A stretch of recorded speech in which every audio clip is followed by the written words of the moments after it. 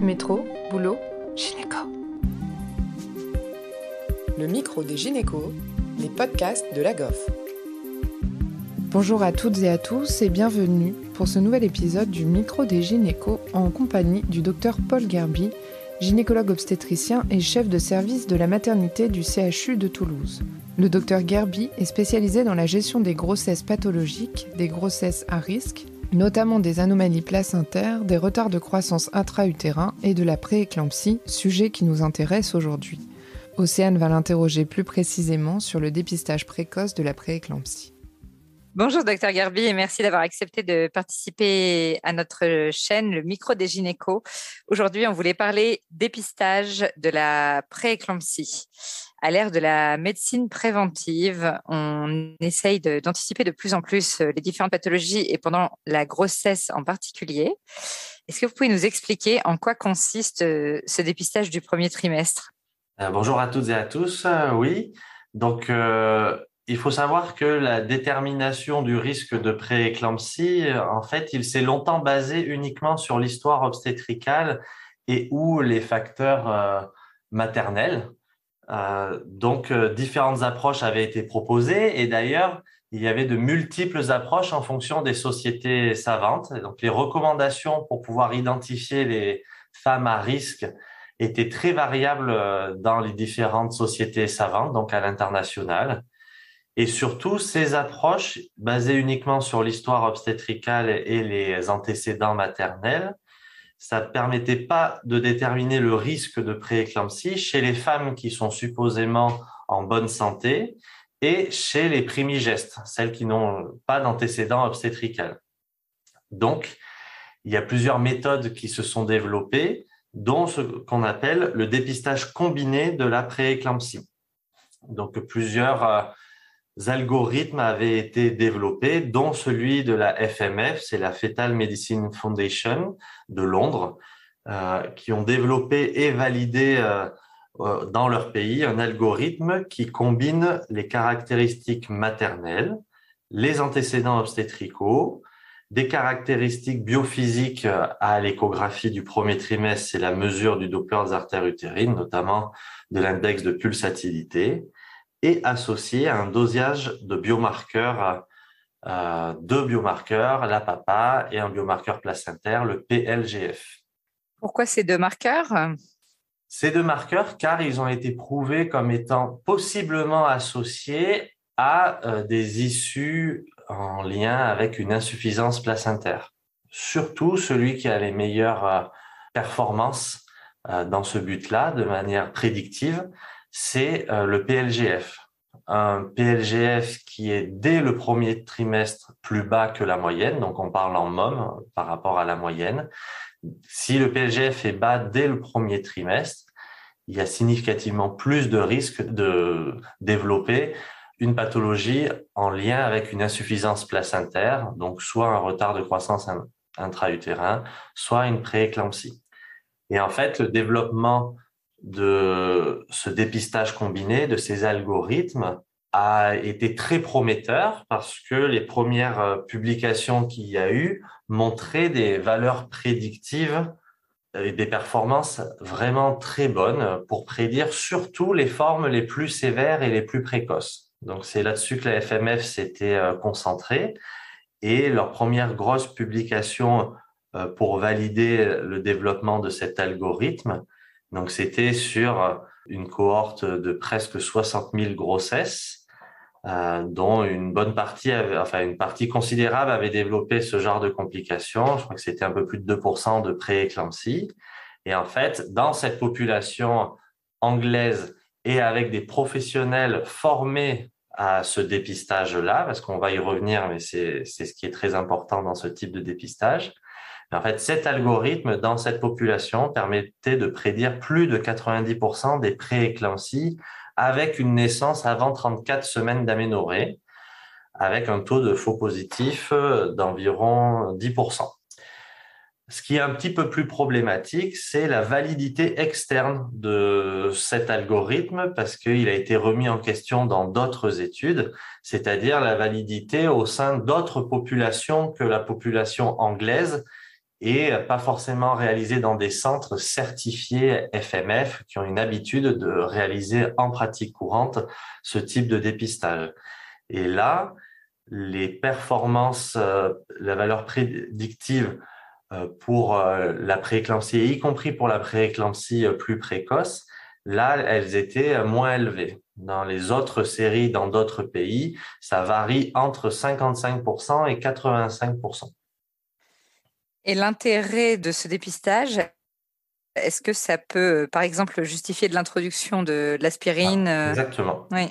L'objectif de ces algorithmes, en fait, c'était de pouvoir identifier les patients qui étaient susceptibles de bénéficier d'une prévention de la prééclampsie par le seul traitement préventif qui est actuellement reconnu, c'est l'aspirine. Et l'introduction de l'aspirine, elle a un intérêt jusqu'à quel terme? Parce que c'est un peu un débat parfois. Hein. Concernant l'aspirine, ça semble d'autant plus intéressant lorsqu'elle est prescrite avant 16 semaines d'aménorrhée. Dans les essais les plus anciens, l'aspirine était prescrite bien plus tardivement. Et donc, les méta-analyses les plus robustes, celles avec données individuelles, montrent qu'il y a quand même un intérêt, a priori, de l'introduire jusqu'à 20 semaines d'aménorrhée. Donc, en gros, c'est idéalement avant 16 semaines d'aménorrhée. Et si ça n'a pas pu être fait avant, il y aurait un intérêt probablement à quand même le prescrire si on est entre 16 et 20. D'accord. Du coup, finalement, la mise en place d'un dépistage de risque de prééclampsie au premier trimestre, ça pourrait avoir le seul risque iatrogénique lié à l'aspirine, c'est-à-dire un risque assez minime, non? Alors, si on parle des risques de l'implémentation d'un tel dépistage, ce qu'on pourrait retrouver, c'est des éventualités parce que c'est pas fait en routine en France. Mais ce qu'on peut imaginer, ça serait le risque iatrogène des faux positifs. C'est toutes celles qui n'auraient de toute façon pas développé une prééclampsie et donc qui bénéficieraient d'un traitement par aspirine un petit peu par excès. Et donc là, se pose la question de quels sont les risques d'un traitement par aspirine. Donc, c'est vrai qu'il ne semble pas très élevé. Hein. C'est pour ça que c'est un traitement qu'on peut prescrire régulièrement chez la femme enceinte lorsqu'il est bien utilisé et bien prescrit à faible dose. Par contre, on ne connaît pas les effets d'une prescription large d'aspirine, c'est-à-dire une prescription à presque 10% de la population des femmes enceintes. On ne connaît pas et peut-être que ça mettrait en évidence des effets secondaires qui ne sont actuellement pas connus. Il y a une étude sur registre suédoise qui a été publiée l'an dernier qui montrait que chez les femmes qui ont eu besoin d'un traitement par aspirine au cours de la grossesse, il y avait une toute petite augmentation de risque de saignement et surtout d'hémorragie du postpartum. Mais c'est très faiblement significatif. Mais tout ça, c'est une petite alerte pour dire que si on le prescrit larga manu, donc à beaucoup plus de femmes enceintes, peut-être qu'on mettrait en évidence des plus de complications qu'on ne connaissait pas. Oui. Il y a ça comme premier effet potentiellement iatrogène. Et après, se pose la question de l'impact psychologique d'avoir un tel dépistage. Il y en a qui imaginent que ça peut être rassurant parce qu'il y a plus de 90% des femmes qui vont être rassurées d'avoir ce type de dépistage négatif. Et pour celles qui ont été dépistées à risque, là, il n'y a pas encore assez de données dans la littérature pour savoir si c'est anxiogène ou à défaut rassurant, parce que derrière, qui dit dépistage positif, dit qu'on est censé proposer un parcours spécifique. Il ne s'agit pas juste de dépister et de dire il faut prendre un traitement et de laisser dans la nature. Normalement, dans les centres où il y a ce type de dépistage qui est proposé, s'il est positif, il y a un parcours qui a été prédéfini à l'avance. Nous, on en a l'expérience un petit peu au CHU de Toulouse et on l'avait évalué. Et les femmes qui participent au dépistage du premier trimestre de la prééclampsie, nous, au sein de notre population, ça semble pas augmenter leur anxiété de participer au dépistage et après d'avoir eu un résultat positif. Après, ça, c'est nos résultats et il y a très peu de données dans la littérature, donc ça nécessite d'être évalué. Mais c'est vrai que ça a été prouvé en obstétrique souvent, surtout sur les consultations en diagnostic anténatal, donc pour le suivi échographique. Les femmes enceintes sont souvent anxieuses d'un risque pour leur bébé. Donc, elles sont anxieuses du risque de trisomie 21 et des principales malformations que l'on peut retrouver au premier trimestre. En revanche, elles sont beaucoup moins inquiètes de ce qui les concerne de ce elles. qui les concerne elles. C'est assez hallucinant, mais c'est des choses qui sont vraiment prouvées en obstétrique. Elles sont très stressées par rapport au risque pour bébé.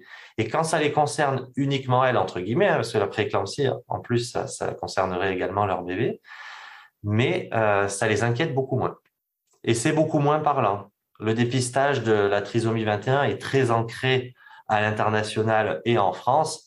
Le dépistage de la prééclampsie, déjà la pathologie est très peu connue du grand public et ce dépistage-là encore moins. Il y a des endroits où il est déjà instauré de manière systématique? Il y a quelques endroits, dont Toulouse, où on le propose assez facilement, mais c'est souvent dans le cadre de protocoles de recherche. Et certains pays, peut-être, déjà ou... Dans certains pays, tout à fait. Mais justement, au Royaume-Uni, vu que c'est là où est basée la FMF, eux, ils sont très proactifs. Et donc, leur recommandation, c'est de l'utiliser assez facilement. Mais, par exemple, les recommandations de la FIGO, qui ont surpris beaucoup de monde, parce que les recommandations de la FIGO en 2019 étaient d'implémenter en routine un dépistage combiné au premier trimestre, si cela était possible. Et si le dosage des biomarqueurs n'était pas disponible, il proposait de réaliser un dépistage combiné en utilisant au moins les antécédents et les facteurs de risque classiques, mais combinés à la mesure de la pression artérielle moyenne. En fait, le message de la FMF, il pousse, et de la FIGO, donc, il pousse vraiment sur le fait de ne pas se baser uniquement sur les facteurs de risque cliniques que l'on connaît, pathologie rénale chronique, lupus, nulliparité, antécédents de prééclampsie, etc. D'accord. Et est-ce que du coup, on a déjà par hasard des données un petit peu d'une éventuelle réduction des risques liés à la prééclampsie chez les patientes qui ont bénéficié d'un dépistage, puis du coup d'un parcours spécialisé? J'imagine qu'elles prennent peut-être leur tension à domicile ou des choses comme ça pour favoriser le diagnostic précoce. Et en fait, le seul essai majeur qui a montré ce bénéfice, et c'est pour ça qu'on en parle autant depuis maintenant 5 ans, c'est l'essai ASPRE.